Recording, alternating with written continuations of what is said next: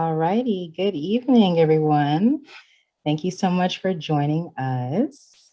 I see we might still have a few people trickling in, but that's all right. We'll go ahead and get our program started.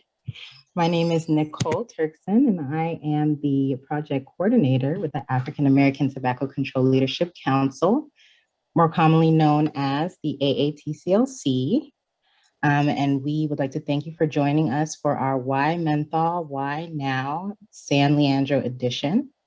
Just a few housekeeping rules, if you will, before we get started. We will be sharing a participant informational packet in the chat, which will include more details about menthol and how it specifically relates and affects the San Leandro community. Just so you know, the features that are enabled to you, you do have access to the chat feature, which will allow you to communicate with the panelists and the hosts. So if you're having any difficulties or if you have any direct questions for us, please feel free to use that.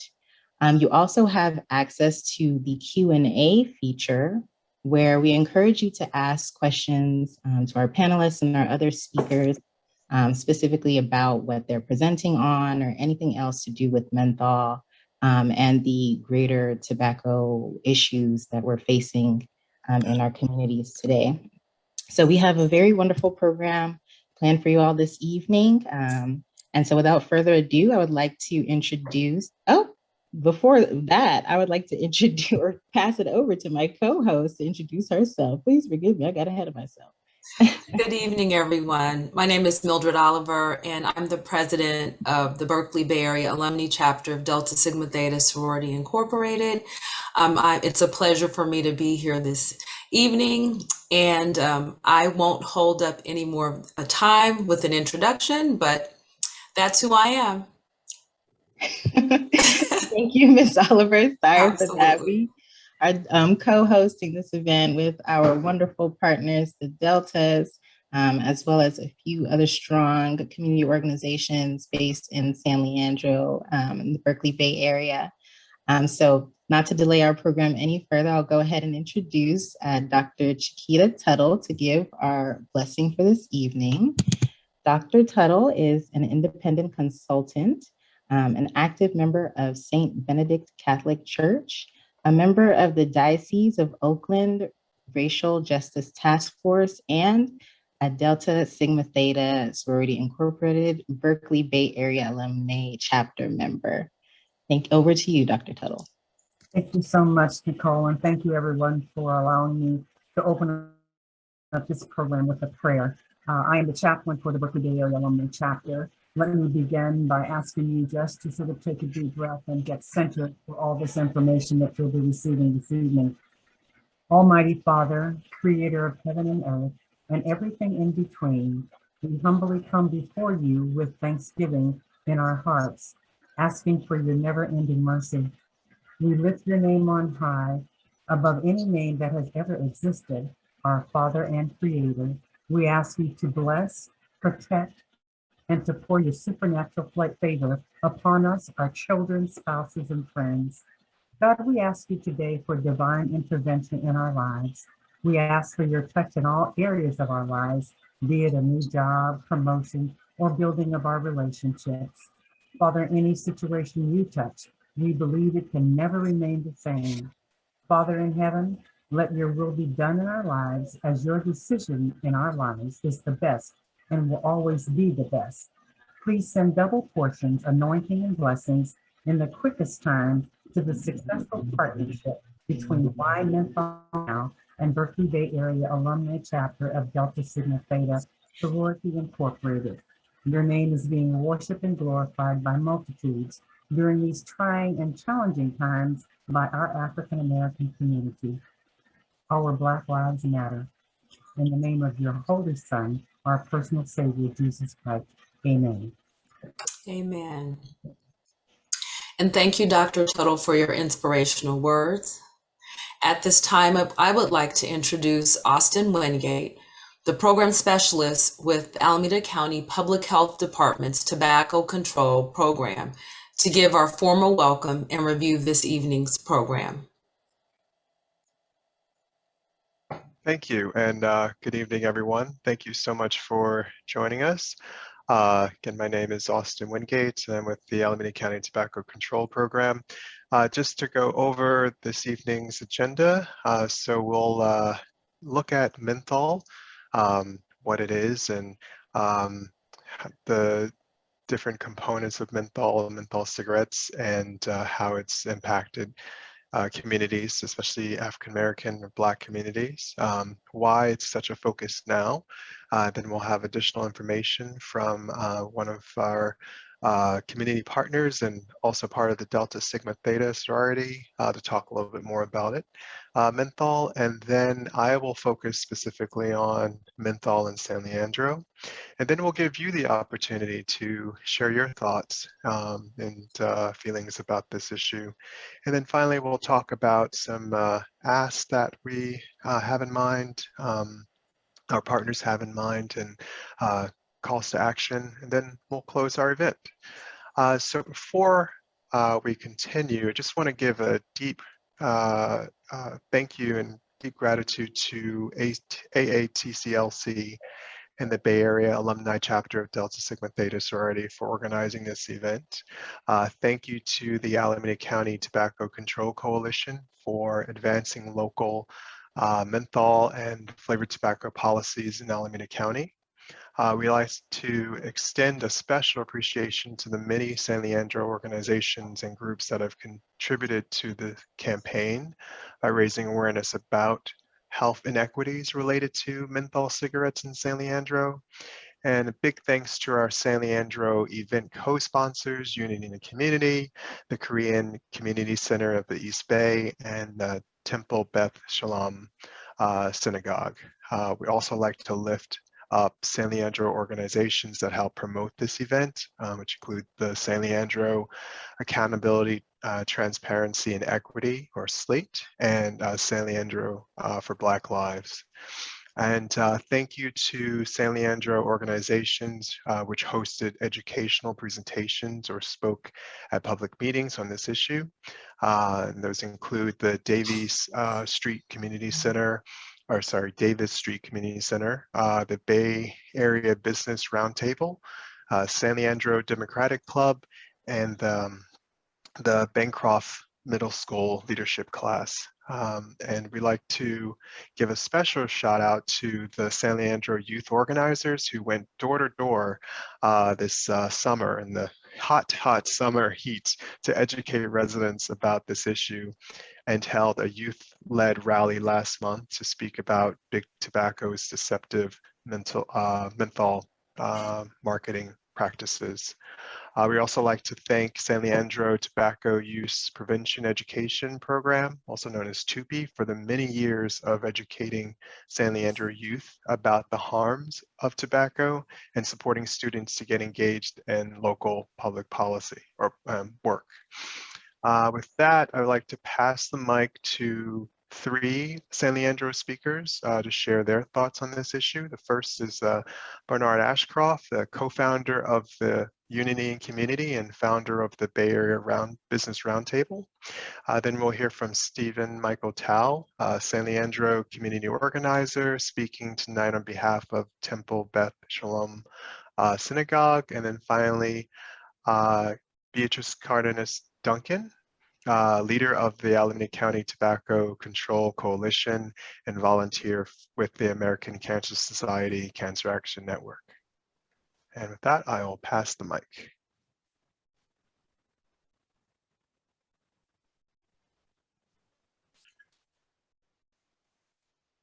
Hello.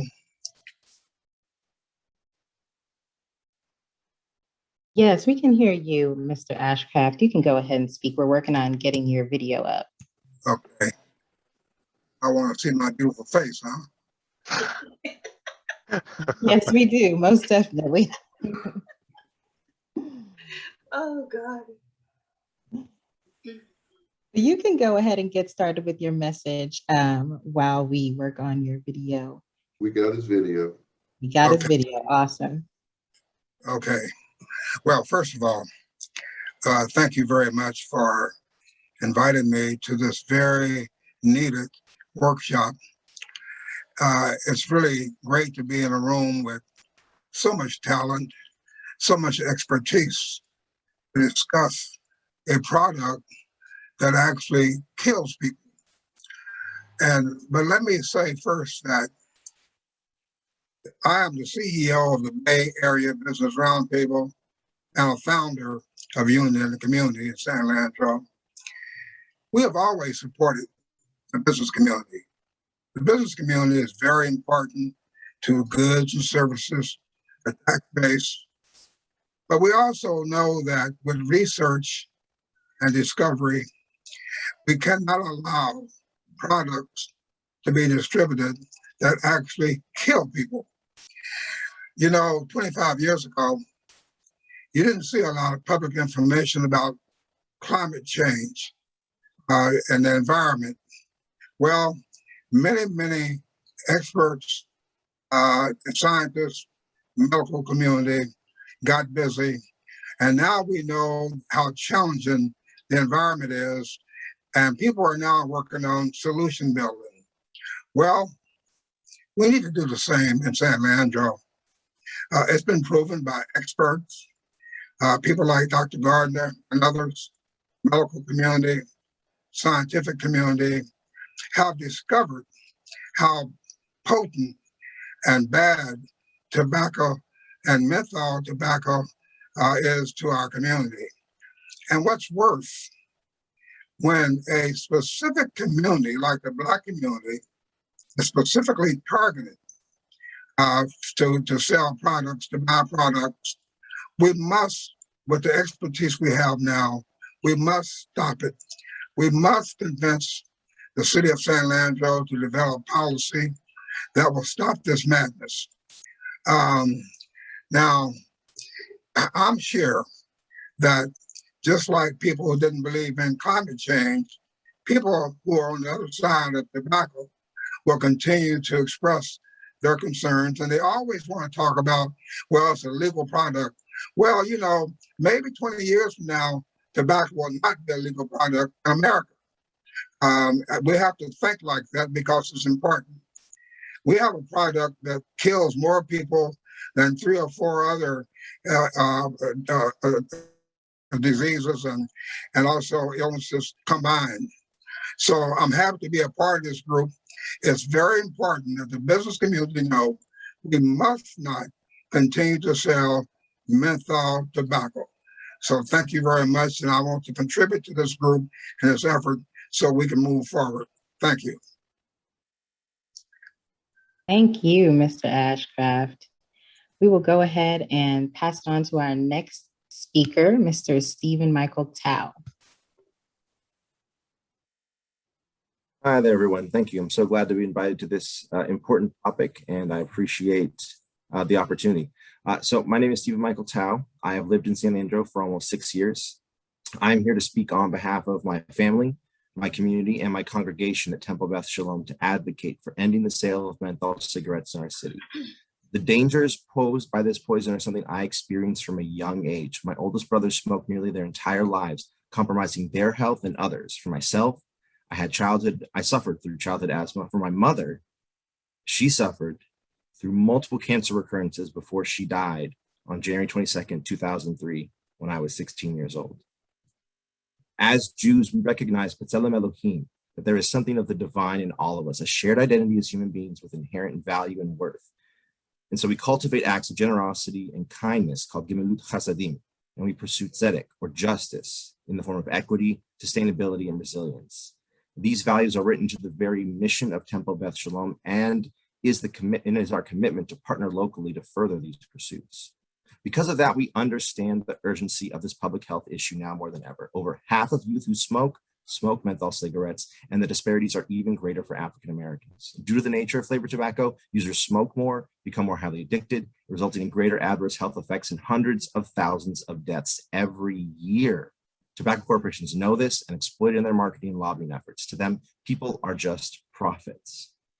My wife and our 2 daughters are Black. They are among those targeted by a multi-billion-dollar industry that is bigger than any individual. We can't fight these companies alone or divided. We must come together and stop the flow of this poison into Please join me and Temple Beth Shalom in telling our city council to end the sale of menthol cigarettes in San Leandro before it claims the lives of any more of our loved ones. Thank you. Beautifully said, Mr. Tao. Thank you so much. And we will move on to our next speaker, Miss Beatrice Cardenas Duncan. Good evening, everyone. First of all, I'm extremely humbled to be part of this amazing group of leaders. I have been a resident of San Leandro for over 15 years. My second oldest grandson is a graduate of San Leandro High School and from a historical Black college university in the state of Georgia. I'd like to answer two key questions. Why is this issue important to you personally? I'm a great-grandmother of a 15-year-old great-grandson, an amazing young man, a sophomore in high school, good grades, an athlete, plays varsity football as a running back, as well as track and field.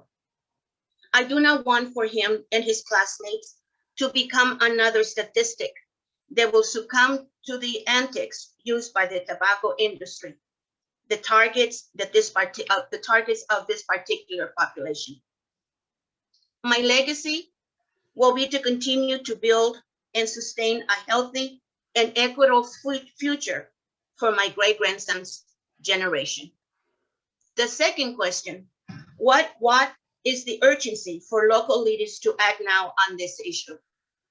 To influence and convince the members of the San Leandro City Council that supporting the passage of an ordinance that prohibits the sale of menthol cigarettes will improve the health that impact the most within our communities of color.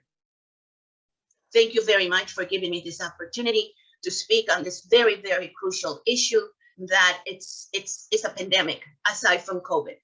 And I'm just urged for the city council members to support our efforts and add this as a prohibition of the sale of menthol cigarettes. Thank you so very much. Thank you, Mr. Ashcraft, Mr. Tao, and Mrs. Cardenas Duncan for your wonderful comments.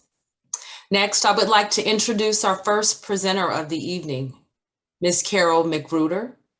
Ms. McGruder is a seasoned veteran of California's tobacco control experience and a founding member and co-chairperson of the AATCLC. She will be giving us more history and context about why menthol is a major community health issue impacting African Americans and other vulnerable groups. All right, good evening. I'm going to share my screen now. Hopefully everyone can hear me. Somebody give me a thumbs up. Yes, we can hear you clearly. Okay, and you can see my screen. I'm just trying. Okay, so there's our, okay, so good evening, everybody. I am the very, very proud and humble co-chair, if those two words can go together, of the African American Tobacco Control Leadership Council. This is us. We are California-based, but we have been working nationally, leading the fight to get mentholated and Newport cigarettes off of the market and out of the Black community. Myself, Dr. Phil, Dr. Val, we're the kind of the public national face, but these are the people who meet every month, who work on the strategy of how we have done what we have done. And there has been, you know, in public health right now, this is an exciting time, and the folks that are coming together around this issue is just humbling and so exciting. So I'm going to just give a little context about what's happening with menthol, why menthol cigarettes, why this is an issue. And I just want to start out by saying that we are in profound historical pain. You know, things have settled down a little bit since George Floyd, and we were all sitting watching 24/7 these issues unfold in our country, and the reckoning, the racial reckoning that we are really just beginning to really get a grip in of where we're going to go as a country. And there's still much to be done, but with that is pain. And so, you know, these are some pictures that were slides that were taken during that time last summer. This is Katrina. So I've had this in my slide deck for years. And so now we're back to that. And it's not as bad, of course, because the hurricane wasn't as bad, the levees held, but the impact that anything catastrophic has on our community is always much greater than the general community. And so and we're seeing that now again. This is a slide, and at the time of Katrina, we were actually being called refugees until somebody slapped the hands of the media. And I just want to call attention to the people in this slide, because most of them are dark-skinned folks. And so the colorism of who has privilege and who doesn't really shows in this slide. And that's a different issue, but it's all percolating underneath all these things that are going on simultaneously. So in the United States, commercial tobacco-related induced deaths killed more African Americans than all of these things combined. And in the beginning days when we were doing this, people would tell me, I've been doing this for decades, well, why are you worried about tobacco when we have all these other issues? When in reality, you need to deal with the #1 killer, which is hands down commercial tobacco control, killing 45,000 Black folks every year in this country. And that's directly, that's not secondhand smoke. That's not all the other things that go on with tobacco. That's the direct number. And this is a slide to just put that to show you graphically when compared tobacco deaths compared to homicides and AIDS now, which is a chronic condition that can be treated. I'm a San Franciscan. I have a lot of friends who are still alive, thank God, because of medication. And they've had HIV for 30 plus years. So we want commercial tobacco control to be in the top 5 priorities for African Americans at all times. Addiction is about chemistry and access to people. And so these industries, these entities, they have had access to our communities, to our children, to our families for far too long. And now it's time for it to stop. This is a wonderful movie about that, Addiction Incorporated, which really just documents what addiction is, how the tobacco industry really studied how to make cigarettes more addictive. And there's so many chemicals in there. The way everything that it's built for addiction. It's built for death and addiction. So tobacco control, when we talk about tobacco control now, it has to be more relevant than ever. And we want, that top 5. COVID-19, the world has changed as we know it. We thought we were coming up a little bit and now we're going back again. We have the virus itself, the economic toll, and then the mental and emotional health. We're working on dismantling racism and police reform in this country in ways that I haven't ever seen in my lifetime, and I'm a lifelong activist, and I have some real hope that we will. It's still a process and it's going to be difficult. We've had issues with our undocumented community members. Latinos are the face of that, but there are many African and Caribbean immigrants in our country who are undocumented, and the stress of that and the bashing of immigrants is felt across the United States. The political instability, and then our young people of what are our young people doing with all of this that's going on, if their lives really turned upside down and never having to deal with something of this magnitude. So I just want to back up a little bit and just talk about the Family Smoking Prevention and Tobacco Control Act that was signed in 2009 by President Obama. And at that time, all flavors were taken out of cigarettes except for menthol. At that time in 2009, and we're now in 2021, it was just known that flavors hook children, they attract children, and menthol is the mother of all flavors. And Dr. Phil is going to talk more specifically about that. So when this happened and they were protecting children, we begged the question, who will protect our children? Who will protect Black children? Because Newport smokers are not just come out of the womb whole as a whole grown person with a Newport in their mouths. They are children. And so our Head Start babies who are exposed to a lot of secondhand smoke.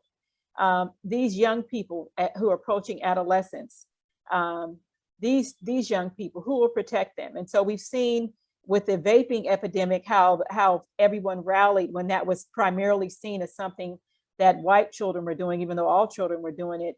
But the vaping, the clamp back protection never happened for Black children. Never happened for these children. And we've been doing work in San Leandro. This isn't the first time. And the retailers were talking about at the city council meeting how, it's a parenting issue, and that, there's something deficit about Black parenting, Black parents, that our children are doing these things. And my position is the exact opposite. If it's a parenting issue, that's what you have a society for. The society is supposed to fill in the deficiencies of a parent, if that's what you think is the reason why Black people are smoking, which is totally a lot more complicated than that. So we call this trickle-down public health policy, where you protect the people at the top who have more resources, who have more education, who have more connections, and then maybe it might trickle down to us African Americans at the bottom here. This is an abstract that we submitted in Singapore in 2012, almost 10 years ago. And it was the least of these, how the United States does not protect African Americans in this issue. This is a civil rights issue. This is a human rights issue. This is a violation of international treaties to eliminate racial discrimination. And so we were taking it out of the country then, and we're continuing to do that, to take it outside, to say, look back at what's happening with African Americans and tobacco. This is a research paper written by our Dr. Val and her UCSF colleagues, and it documents the racialized geography of the tobacco industry and how they perniciously targeted African American communities in this country, giving out free cigarettes to children as young as 9 years old. This is Marie Evans, our poster girl, given Newports at 9 in Boston, addicted 13, dead at 54. If she were alive, she would be my age. So I have a lot of people depending on me to be alive. This is Dave Chappelle, who is the most famous person that we know, given Newport cigarettes in Washington, D.C. in the metro station, who was 14. This is a picture of him when he was 18. And so in this video, I'm not going to play it because I don't want to use up my time, but you will get the link to it. He talked about how young he looked and that he said he was going to go home and learn how to smoke. And he didn't realize how good he would be at it. So these are my sisters in New York. This is PAVE. They started PAVE, Parents Against Vaping, in 2018. So we were formed in 2009, and we've been doing this work for decades before the AATCLC was actually formed. And I'm proud to be an advisory member. But what they were able to do in 3 short years of what the justice that we are seeking as African Americans for what's been done to us for decades, we're still working on that. We're still waiting our day, a congressional hearing dealing solely with the issue of this predatory marketing and African Americans. You'll look there on the left, you'll see myself and Dr. Val. When the CEO of Juul was taken to task by our Congress, it was a wonderful day. And you can actually see the video of that. And so we got to see Elijah Cummings actually come out and talk about what was going on in San Francisco, and Juul working to undermine local control and local actions to protect the young people, which is tobacco control is a local game. It's about the city council member that you might run into at Starbucks. What are they doing to protect your children and your community? So this is an issue of social injustice. The tobacco industry targets everyone. They do, and that they're excellent at that. They're excellent at teasing out what works for specific populations. But African Americans have the history in this country of enslavement, of Jim Crow. We have so many other issues, and that's one that the government needs to take off the table for us. And they have the power to do that if they will do that. And we're often a bargaining chip in public health policy negotiations. And so doing nothing is not an option. And you'll hear our detractors say, let's work on education, let's work on engagement. Let's work on that, but let's get these products out of the community, off the market. And when you pass a law, that's the beginning. It's not magic. Already they're asking, well, does it work? Well, these laws have just been passed in the last few years, but we've had decades of this pernicious targeting. So we at least need some time to see if it's working, to adjust it, to tweak it. And it's not magic. So you're not going to pass a law and then 2 years later, this issue will be solved. So we are in this for the long haul. And we're so thrilled that you all are with us and to know that we're in this for the long haul. This slide really shows the success of the predatory marketing. And so the things that we're trying to do, they're not about the individual. They're not about someone standing on a corner smoking and a policeman's going to come up and say, are you smoking a mentholated tobacco product? This is about the retailer. This is about taking these products offline at the retail level. So just if 30% of the people who are menthol smokers stopped, that would result in 633,000 lives saved over this 40-year period that we're now into 30 years left of it. And a third of that would be African Americans, when we only make up 10% of the population. So that overrepresentation of lives saved is a demonstration of the success of the predatory marketing and how much African Americans predominantly smoke these mentholated tobacco products more than others. So the tobacco industry, they latch onto our legitimate concerns of racism, police brutality, officer-involved killings. This is our Right Reverend Al Sharpton, who takes money from Reynolds American, which is Newport's. And he, has fought so hard for us on so many fronts. And we can't understand why he takes money from our biggest killer, our biggest predator, which is Newport cigarettes. Eric Gardner, who was the catalyst, the spark for the Black Lives Matter, killed in New York because he was allegedly selling loose cigarettes. He was jumped. He was just really standing there and assaulted and killed and strangled. This is another case. And so we take these issues on head on because our country needs reform. This is a case in Rancho Cordova where this poor boy was apparently trying to get a Swisher Sweet or something at a 7-Eleven. And this officer just really assaulted and pummeled him. So we have to confront these issues. We can't give the biggest predator that kills 45,000 people every year a pass while we work on police reform. We have to work on these things simultaneously. These are some of the cases that have broke my heart as a Black mother, Trayvon, Oscar, Jordan, and Stephon. And this news came out today, that Elijah McClain case that was in Colorado, where this boy was attacked for just walking down the street, assaulted, given ketamine, and died after 5 days later. So these officers are going to be charged along with the paramedics. And this came out as part of the George Floyd. So this is an issue that's heartbreaking. It slaps us in the face. But there are 7, 8 parents who are dying at home from the tobacco-induced diseases that are inflicted upon us by the industry. This is Philando Castile. So before George Floyd, the brother who was shot in his car with his girlfriend. And I want you to see her pack of Newport cigarettes there. That we medicate ourselves with these products. And so we need help, we need services. California did pass a law to take these products off. The industry promptly collected signatures. There will be a referendum on the ballot next November 2022. And you're going to see the Armageddon of the racialization of this issue when this is a health issue. And the racialization of it comes from the tobacco industry predatory targeting. So this was the signing. I want to speed up because I don't know where my time is. Chicago was the first city that came on board and did something locally around menthol. And that was open the gates for everything else that we see. This is Berkeley, which was next. And then San Francisco citywide is the biggest major city to take these products off, standing with our police chief there, Police Chief William Scott, the NAACP, and then the Deltas. Dr. Val is going to talk about the Deltas, but I just want to thank the Deltas because they're coming into this issue, this four-way. Once the Deltas began to take note of it and to speak about it, it got the attention of leadership across this country and African-American organizations. And that's where our strength is for right-minded people to come on and take this issue on. The NAACP has a national resolution calling for the FDA to take this off the market and for local branches to be involved. And so with San Francisco, the tobacco company dumped $11.5 million to fight, and San Francisco is a small city. And yet San Franciscans came out 68% saying we want these products out of our community in a city that only has about 5% Black people.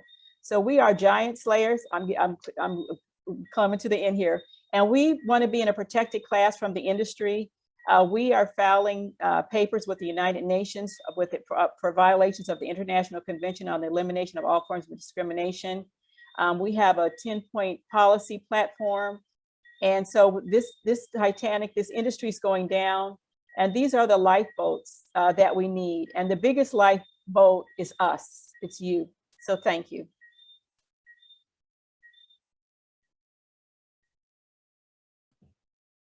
Thank you, Carol.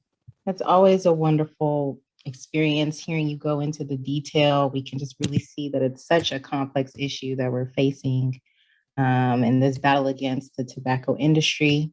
And without further ado, I would love to just introduce our next speaker, Dr. Phillip Gardner. And then before he gets started, just as a reminder to folks in the audience, please use the Q&A feature to submit any questions that you may have for our speakers. So Dr. Gardner will go ahead and give a little bit more background onto why menthol in particular is dangerous for our communities. Dr. Phillip Gardner is a public health activist, administrator, evaluator, and researcher, and he has recently retired from the Tobacco-Related Disease Research Program, University of California Office of the President. Over to you, Dr. Gardner. Thank you, Nicole. Thank you, Carol, for a very powerful presentation, and thank you all for being here. I'll try and move through this as quickly as possible. I want, if anything you take away this paragraph from here tonight as best as we can. Menthol cigarettes and flavored little cigars have been and are the main vectors of death and disease in the Black and brown and other poor communities of color. The COVID-19 pandemic has just thrown a spotlight on the health disparities and unequal treatment that poor colored communities have faced for hundreds of years in the United States. At this time, nothing could be more helpful in saving Black lives and showing that Black lives matter than getting menthol cigarettes and flavored little cigars straight out of the Black community. So that's what we're essentially asking of the San Leandro City Council to do. They've gotten rid of all the other flavors. It's time to take the next step and show that Black lives matter. It's already been pointed out that over 45,000 African Americans die each year from tobacco-related diseases, including lung cancer, heart attacks, and cerebral vascular disease or stroke. I'm going to talk to you about what has become known as the African Americanization of menthol cigarettes, essentially 60 years of predatory marketing, and we're still counting. This is still going on today.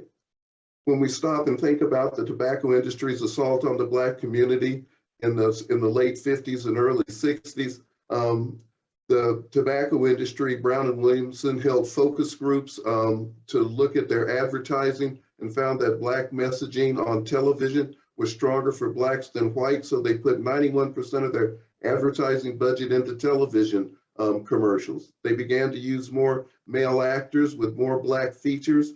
They tripled the cigarette advertising in ebony. They began to take over our idiom. Menthol's got a brand new bag.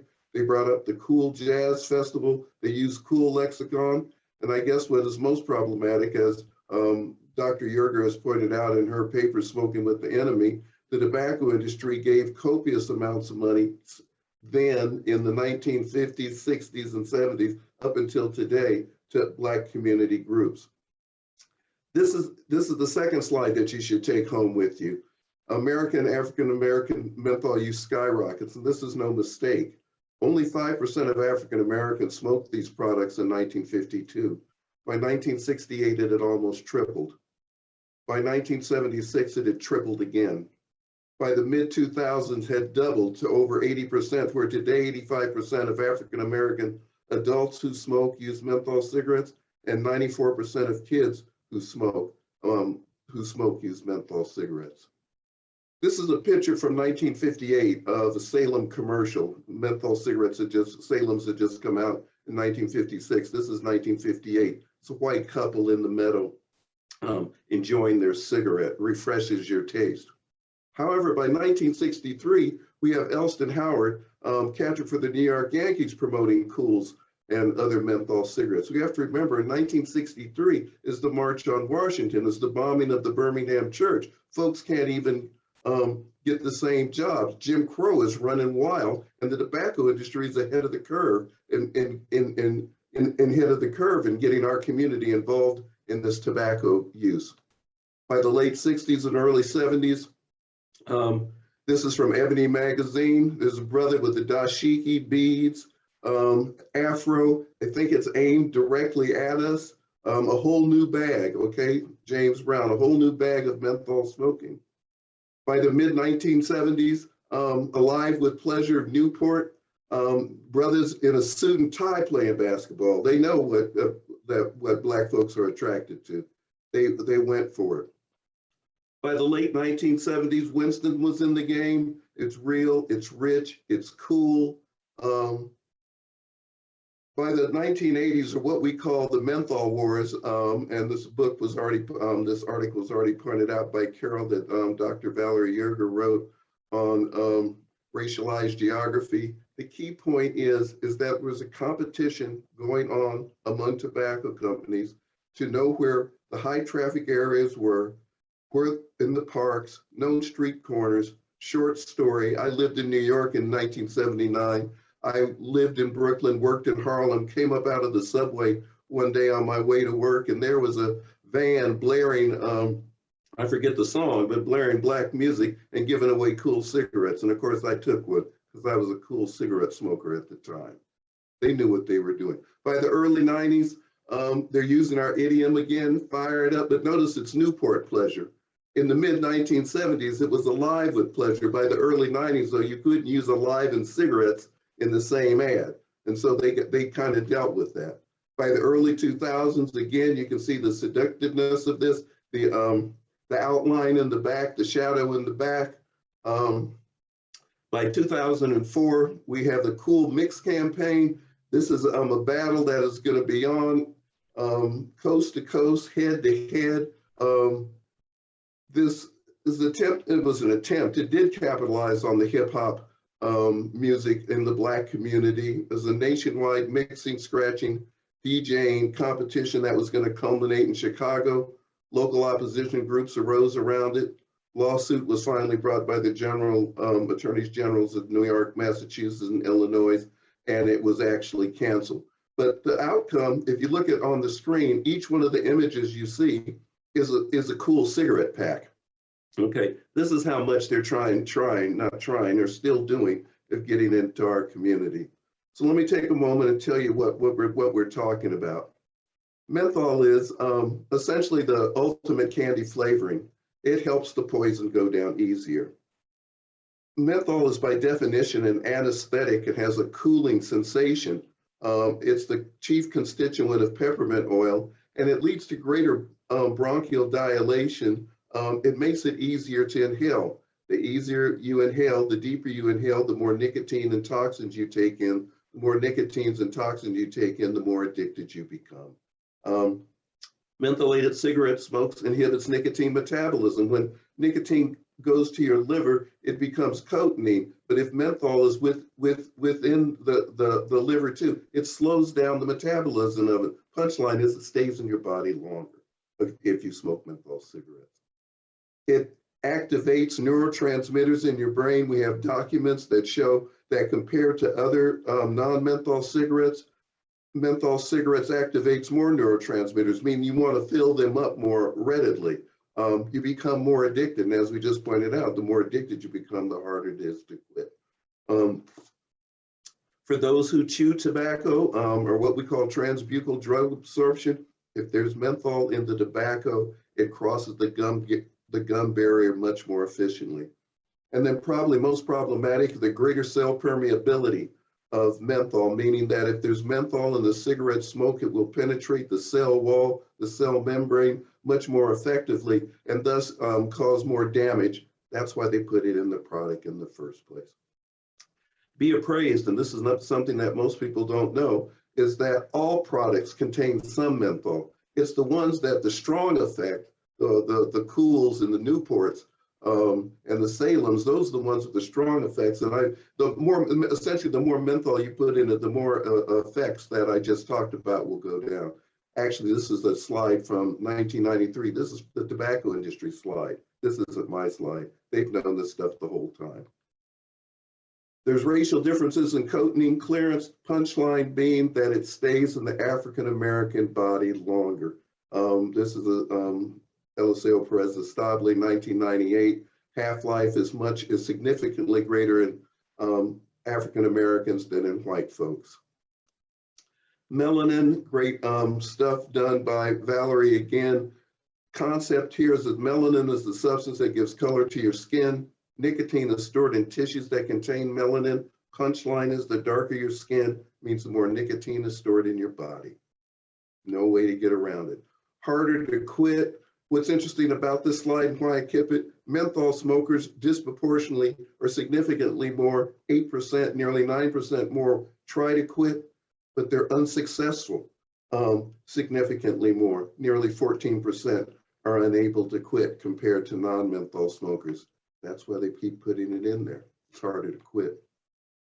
I'm going to talk about the predation.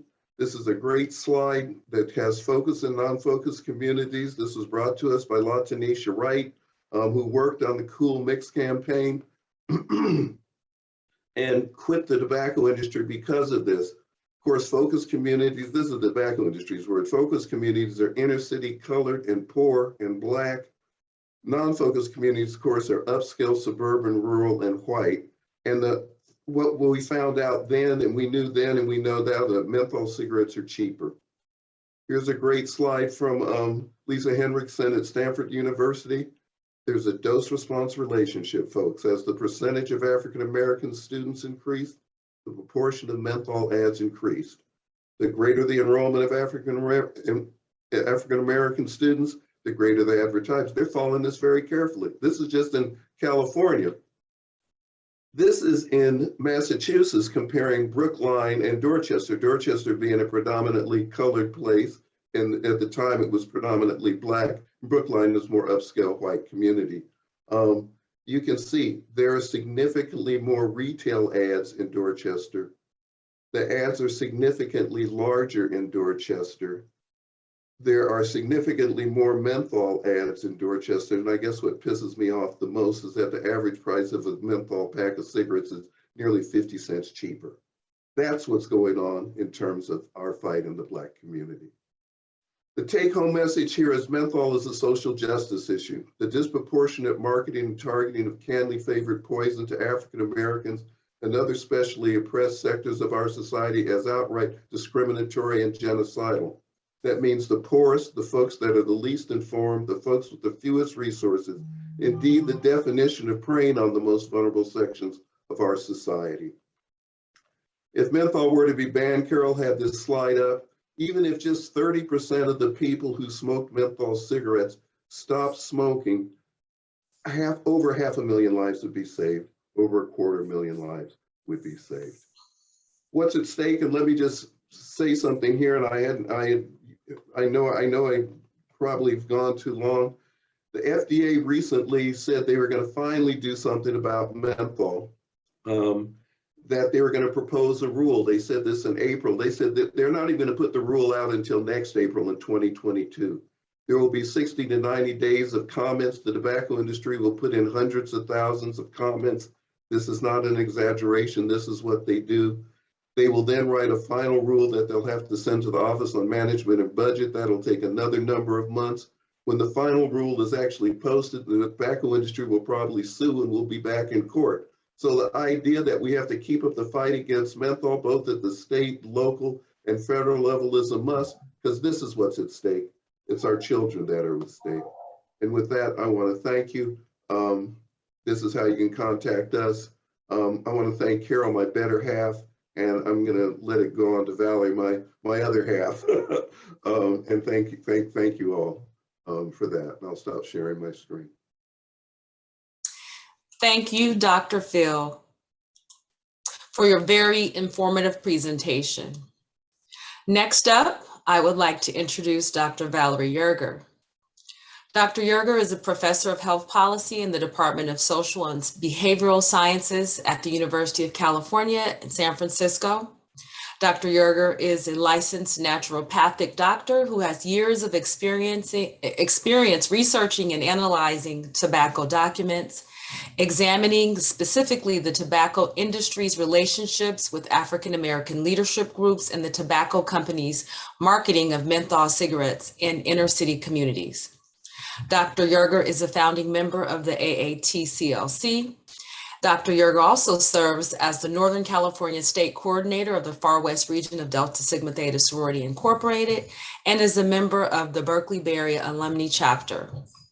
Please help me in welcoming my soror, Dr. Valerie Yerger. Great, thank you for that, Sor Oliver. I appreciate the introduction. So I realize that we're probably running out of time, but I want to make some points here. I've been following the chat a little bit, and I've seen questions about why aren't we talking about the other populations that are also disproportionately using menthol. in our longer presentations, we do get into that. For this, we were invited to really speak unapologetically about how African Americans are disproportionately burdened by these products. And as I go through my presentation, you'll understand that a lot of the research that we have supports what the industry has been doing to African American communities. And we know now that they very often utilize the same tactics in other communities. So I don't want to make those of you in the audience who understand that there are other populations that are affected by these products. I don't want you to think that we are unaware and not supportive of also being inclusive of these populations as well.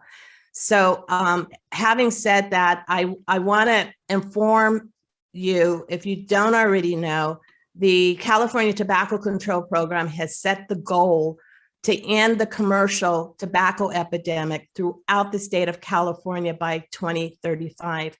And so for those of us working in California, we understand there is much work to be done to effectively reach and engage California's priority populations to help them embrace the end game and to ensure that they're a part of this vital planning process. So it's not just African Americans, it's all the other priority populations, our communities of color, the LGBTQ community, those who have mental health issues, those who are living in rural communities, and of course, our tribal nations are very much a part of the need, our need to be inclusive of them if we are all to be to benefit from the state's end game plans.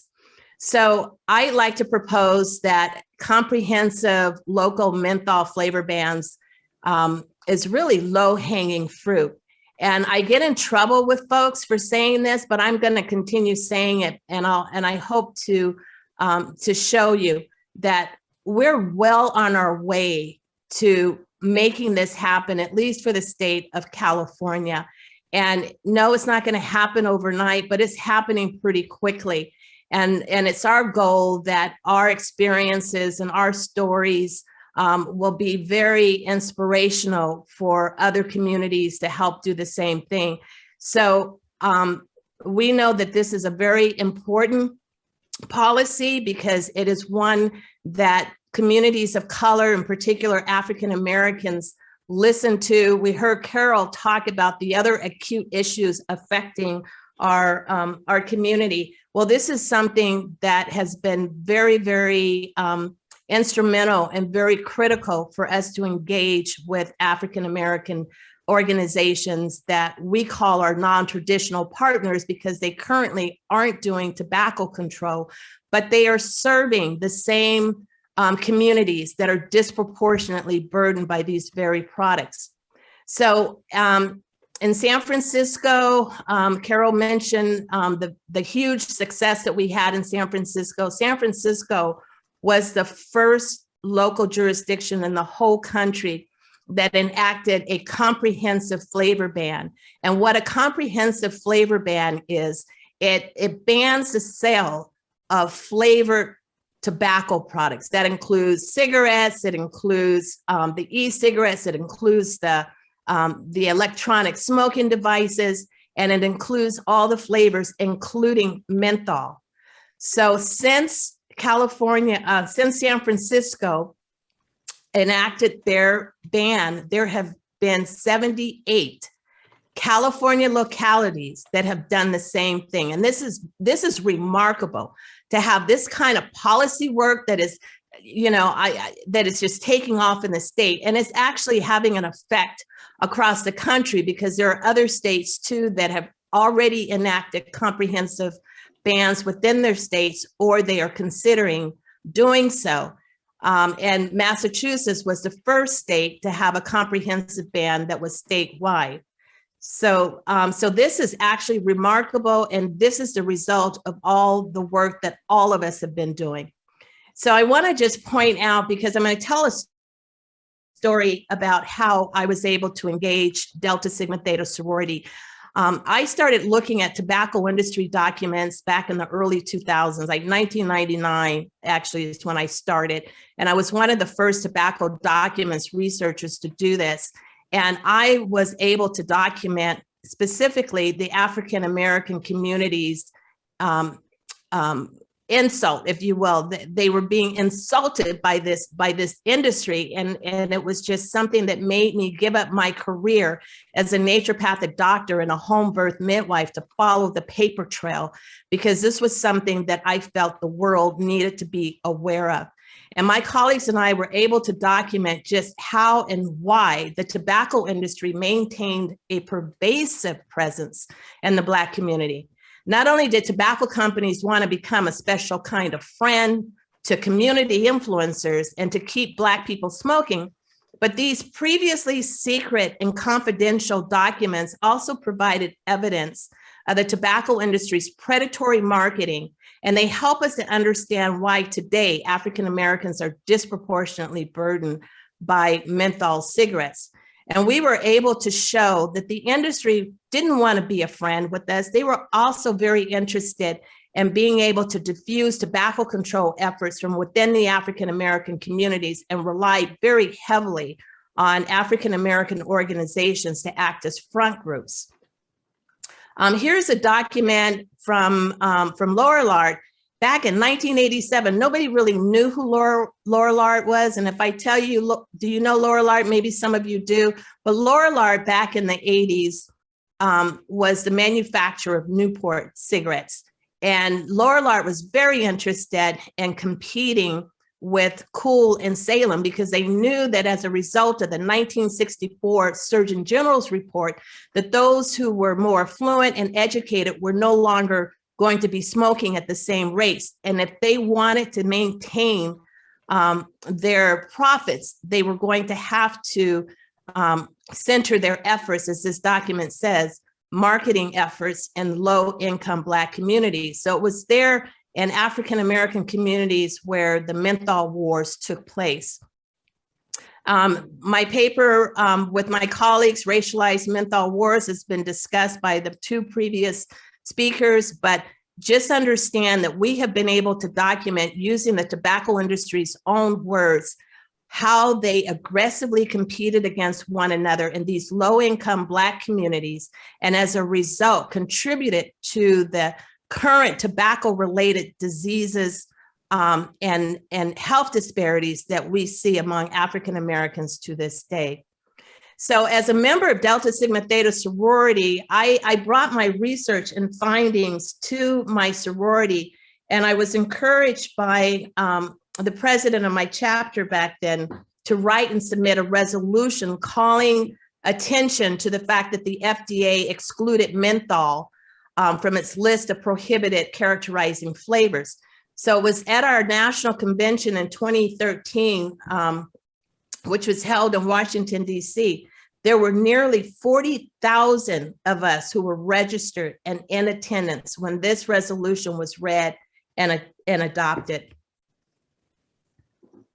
So as a result of the resolution and getting national attention, it actually inspired a campaign that was focused on expanding the number of historically Black colleges and universities, campuses to become smoke-free policies. And this was in partnership with the Truth Initiative. And the initiative was led by former United States Surgeon General, Dr.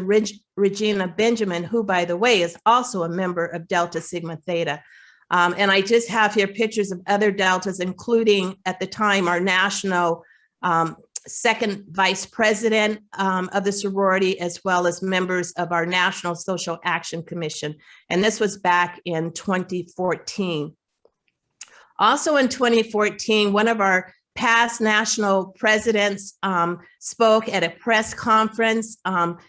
It was just, this was incredible because we had a past national president talk on this issue and talk about the importance, at least of our members within our sorority, doing more to educate members in the communities to take action so that, as she said, little Black girls and little Black boys may grow up to be healthier. And I actually published a paper in our sorority journal to help educate the members of our sorority about the use of our resolution, and to use our resolution on menthol to just be a model for how we can engage Deltas in policymaking and advocacy. So as the years were passing on and there was still no action on menthol by the FDA, many of us were really starting to think that, you know what, we got to get back to where real commercial tobacco control takes place, and that's at the local level. And so through Berkeley Bay Area Alumni Chapter, I wrote another resolution. And the difference between this resolution and the first resolution was that this one put a focus on supporting state and local efforts to help with the policy work around banning the sale of these products. So it basically gives permission for the local chapters to support the work that we're doing. And I'm just going to quickly show, because I think Carol had one of these pictures. This is San Francisco Alumni Chapter being very supportive of the work when we were working in San Francisco through a leadership program that I was involved in. There were members of my sorority who wanted to work with me on my project. And so together we put together an educational program for our Deltas in the state of California. And our guests who came to that event included Congresswoman Karen Bass, who at the time was the chair of the Congressional Black Caucus, our SOAR Tracy Ricard-Akins, who is our regional director for the Far West region. And then, of course, we've mentioned Bill Scott, who was and still continues to be the chief of the San Francisco Police Department. And I'm going to end with this slide because many of you are wondering, so we're enacting these policies and there are people who are smoking and they're going to need help. And I just want to convey to you that we are very much aware of that, and we are very much working and collaborating with other partners to make sure that there are tailored cessation approaches that are really designed to help African-American smokers quit as these policies are being implemented across not only the state, but across the country. And so with that, I want to thank you for giving me the opportunity. I'm not only a co-founder of the African American Tobacco Control Leadership Council, but I'm also the project director for the Loop. We are a statewide, we're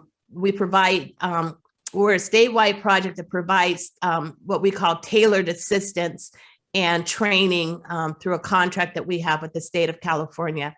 So with that, I will stop sharing my screen and turn it over to, is it Nicole? Yes, it is. Thank Okay. you, Dr. Yerger. You're so welcome. So thank you again to all of our panelists so far for the wonderful background. They really have shown us why menthol is at the forefront of this issue, and also given us some examples of how community groups can get involved in the issue and why you should want to get involved in the issue. So we want to shift our focus back to San Leandro once again, and I will pass it over to Austin Wingate to give us a brief overview of the state of tobacco control, especially as it relates to menthol in the city of San Jose. Great, thank you, Nicole. So I'm going to move pretty quickly because I want to be respectful of everyone's time, and thank you so much to the previous speakers for laying the groundwork for this such an important issue. And also for individuals who weren't able to see all of Dr. Gardner's slides, do reach out to them. Dr. Gardner, would you mind speaking your email address again? Yeah, it's, and I'll put it in the chat. Okay. How about that? It's gmoney.gardner@gmail.edu, but I'll put it in the chat, make it a little bit more easier. Okay, cool. Thank you. And thanks again for all the amazing speakers who came before me. So I'm going to focus on San Leandro, and if we could go to slide 3. Great. So in San Leandro in 2017, the city of San Leandro took a bold leadership approach by adopting a tobacco retail licensing ordinance that restricts the sale of flavored tobacco products, making San Leandro the second city in Alameda County to pass such a policy. Unfortunately, menthol cigarettes were exempted primarily due to strong tobacco retailer and industry opposition. To make tobacco products less affordable and accessible, though, the law also sets a minimum pack size of 5 little cigars and a minimum price for 7 for a pack of little cigars and $5 for premium cigars. Let's go to slide 5, please. Okay. So why is this an issue for San Leandro? So a 2019 store survey showed that most tobacco retailers in San Leandro sell menthol cigarettes. Most youth in Alameda County buy tobacco from physical retail locations, which makes point of sales restrictions on tobacco products like menthol cigarettes so effective in curbing tobacco access to youth or among youth. And 88% of youth users in Alameda County use flavored tobacco, and menthol is one of the most popular flavors. And then finally, California data shows that while 38% of white youth who smoke use menthol cigarettes, 80% of Black youth who smoke menthol cigarettes, underscoring that this is a health equity issue. Next slide, please. So as you can see in the slide in this map, San Leandro is an island surrounded by other cities that have passed comprehensive tobacco retail licensing ordinances that restrict the sale of flavored tobacco, including menthol cigarettes. So you can see Oakland, for example, the city of Alameda, city of Hayward are among several who have passed comprehensive ordinances, tobacco retail license ordinances. Next slide. So what has been done to address this? So the San Leandro's Rules Committee is taking the lead on this policy update in terms of making changes that would potentially lead to the exemption of menthol. Since July 2020, there have been 4 Rules Committee discussions on strengthening the TRL, including closing the menthol cigarette exemption, and tobacco retailers have been strongly opposed to this, both in terms of how they've vocally expressed their desire for this not to happen. There's been public comment by residents and health advocates at multiple city council meetings over the past year. In February, the city council held an annual planning session at which they prioritized menthol and TRL updates to begin in the following 6-month period. And in July of this year, the city hosted a tobacco roundtable forum with tobacco retailers and public health advocates to discuss menthol and TRL updates being considered. And tobacco retailer panelists included a representative from the National Association of Tobacco Outlets, also known as NATO. Additionally, there's been a huge push to raise awareness among San Leandro organizations and groups, as well as community leaders who have begun taking action. And then finally, we had a door-to-door canvassing program organized by our youth organizers who have educated many residents and collected hundreds of statements of concern. So there's definitely action happening in San Leandro. Here are the ways that the Rules Committee is potentially looking to strengthen the TRL, the tobacco retail license. So in addition to ending the sale of menthol cigarettes, also strengthening the minimum pack size and price provision that I spoke about earlier, just removing the discontinuing the redemption of tobacco discounts and coupons, creating a tobacco-free pharmacy environment where pharmacies aren't allowed to sell tobacco products, any tobacco products, having a cap on the number of tobacco retail licenses that are allowed in the city of San Leandro, and then finally prohibiting the sale around youth populated areas of tobacco products. Next slide. And just a little bit more, can we go back to the previous slide? I want to just highlight that to date, no policy updates have been drafted, and city staff await direction from the Rules Committee on what provisions to include in the draft policy. From there, once the Rules Committee does make a decision and move forward, that draft policy would then be sent to the City Council for consideration. Next slide, please. So City Council members really want to hear from San Leandro residents on this issue. There will be multiple upcoming public meetings, both Rules Committee meetings and City Council meetings, where residents can share public comment. We are expecting that the next Rules Committee meeting on September 22nd will include a discussion about menthol and TRL updates. This meeting agenda is not yet confirmed, but San Leandro residents, please save the date.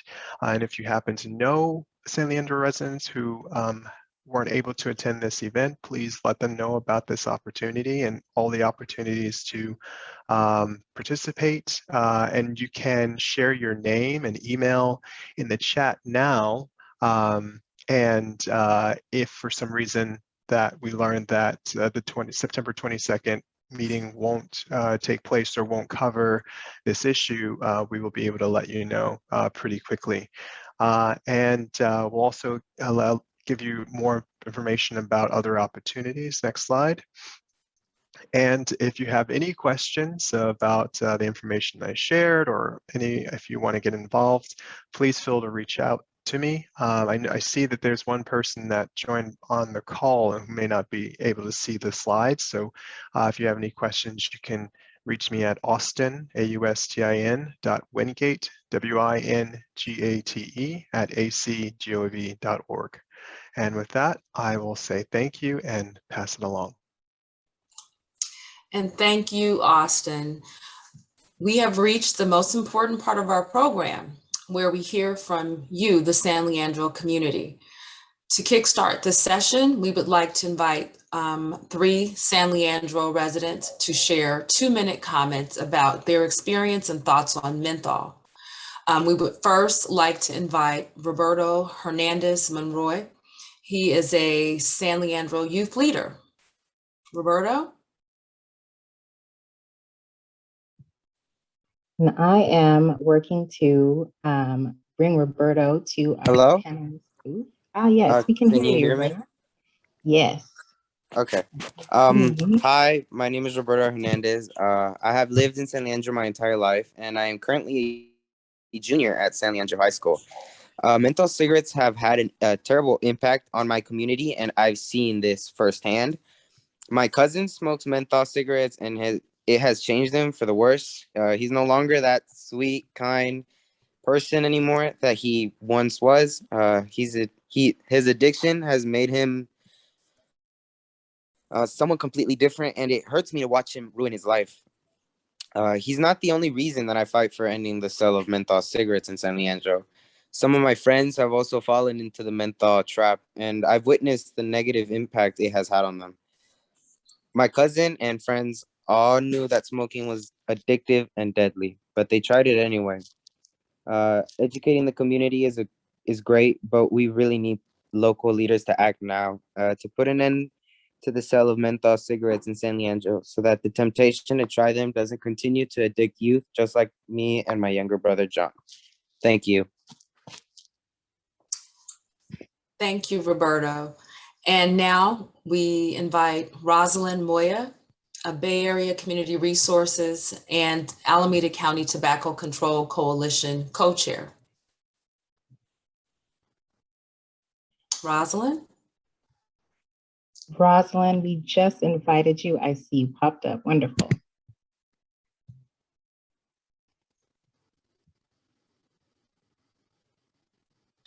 Can you hear me? Unmute us. Okay. Yes, we can hear you. Go ahead.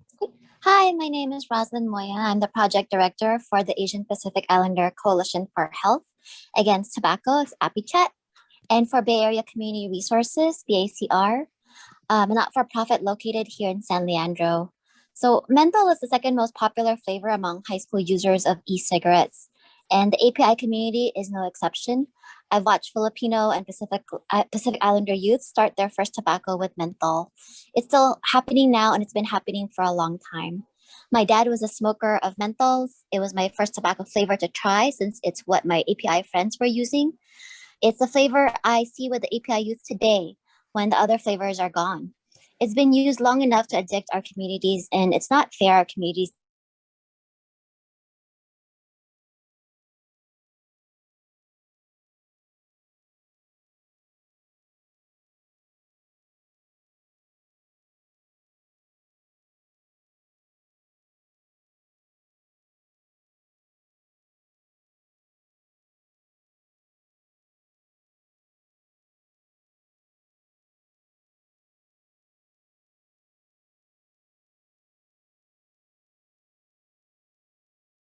they don't have a choice. And that's why we need to set up an environment for them in which they can have a choice to make the right decisions for their own health. And they're not going to be targeted by these industries any longer. And I don't think I could say anything more than all my colleagues have said in the past. I just really want everyone to take the time to understand that this is indoctrinating a whole nother generation of youth to smoke. And that's what we're trying to avoid. And this is the one product that when you take as directed will kill you. So those things are incredibly important to understand and to know. Thank you so much for your time. And I really, again, appreciate all the panelists and their amazing presentations. I think they were really very informative. I even learned some things today. So thank you. All right, thank you. So as we approach the end of our program, I would like to— before that part. Oh, I'm sorry. Mildred, no problem. I see we just have another question Okay. that I don't think has been addressed yet. And this one is actually for Austin. So from Paul Nefrath, can you talk about how many youth participated in the canvas to educate San Leandro residents about flavors and menthol? What a great way to engage youth and to take the message door to door. So thank you, Paul, for asking that question. And I'm actually right in the middle of getting the exact answer for you. So I will type that in the chat and allow the presentation to an event to continue while I do that. But thank you.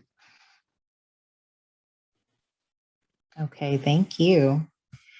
So we'll go ahead and just make a final ask out there for anybody, especially folks who are residents of San Leandro. If you have any comments or questions about your experience at this moment, you may perhaps want to use the raise your hand feature so we can give you an opportunity to make that comment, or if you'd like to type your questions in the chat. We want to give about 2 more minutes for this before we wrap up our program.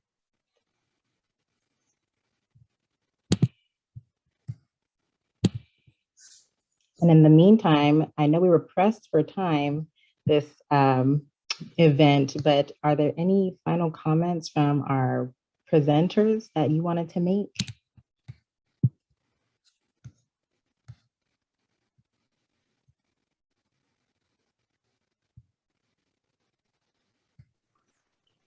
I'll just say this, and I think it is imperative that we move forward with the work in San Leandro. I like the chart that Austin showed that San Leandro essentially is an island surrounded by places that have gotten rid of menthol. I want to encourage everyone on the call, when we get a chance, to write the city council, to attend the rules committee meetings, to make this an issue. We're actually doing the same work in San Jose. We're working in San Diego and Los Angeles.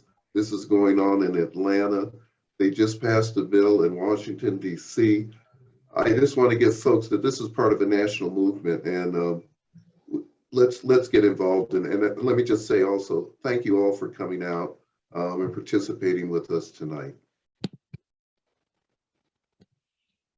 Perfect. And I am actually not seeing any new questions or any more raised hands. I do see a comment from Tara Morris that she just wants to say thank you to everyone for this great presentation. Thank you for being here with us, Tara. And so I'll pass it back over to you, Mildred, to wrap us up. All right. So as we approach the end of our program, I would like to share some updates and action items with you all. The San Leandro Rules Committee is considering taking action on the menthol issue, and they need to hear from residents on the urgency of ending the sale of menthol cigarettes in San Leandro. For those San Leandro residents on the webinar, one simple step is to make your voice heard by clicking on the link that will be in the chat box and adding your name to the menthol cigarette statement of concern that will be presented to City Council at the next Rules Committee meeting. It only takes a minute to complete the form. And as you are adding your contact information, please be sure to click the yes box on the bottom of the form to make sure that we can stay in contact with you in the coming weeks and months with updates, public meeting details, and additional opportunities to voice your concern about this issue. Also, San Leandro residents, please save the date for the morning of Wednesday, September 22nd, when we are expecting the Rules Committee will next discuss this issue. There will be opportunity for 1 to 3 minutes of public comment, and the coalition will be holding a public comment training the day before for those who need support. Please make your voice heard to end the sale of menthol cigarettes in San Leandro. Thank you. Thank you, Mildred, and thank you to everyone who was in attendance with us today. We hope that you enjoyed the program, learned something new, took some notes, and are ready to be part of this wonderful work to advance the health of our communities, especially our Black community. After the end of this webinar, you should be directed to a quick survey. We'd ask that you please fill it out, give us your honest feedback. It really helps us to improve our future work when we're putting together more programs for you all. So we actually have 3 more minutes to give back to you all this evening. So use that time wisely. Thank you to everyone again for